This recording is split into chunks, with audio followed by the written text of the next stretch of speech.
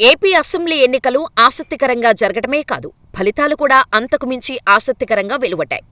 ఆంధ్రప్రదేశ్లో మొత్తం 175 స్థానాలు ఉండగా 135 స్థానాలలో తెలుగుదేశం పార్టీ గెలుపొందింది. 21 స్థానాలలో జనసేన, వైసీపీ 11 స్థానాలు, బీజేపీ 8 స్థానాలు దక్కించుకున్నాయి. అయితే పవన్ కళ్యాణ్ గెలుపొందటంతో పవన్ కళ్యాణ్ తల్లి అంజనమ్మ మాట్లాడుతున్న ఒక వీడియో ఇప్పుడు సోషల్ మీడియాలో వైరల్ అవుతోంది. ఈరోజు చాలా సంతోషంగా ఉంది. ఎందుకంటే మా అబ్బాయి పవన్ కళ్యాణ్ రాజకీయాల్లో పడ్డ కష్టానికి భగవంతుడు మంచి ఫలితాన్ని ఇచ్చాడు.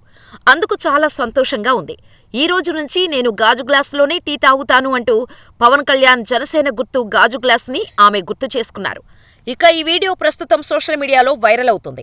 ఇక మెగాస్టార్ చిరంజీవి ఆధ్వర్యంలో పవన్ గెలుపొందినందుకు గాను సంబరాలు జరుపుకున్నట్టుగా తెలుస్తోంది.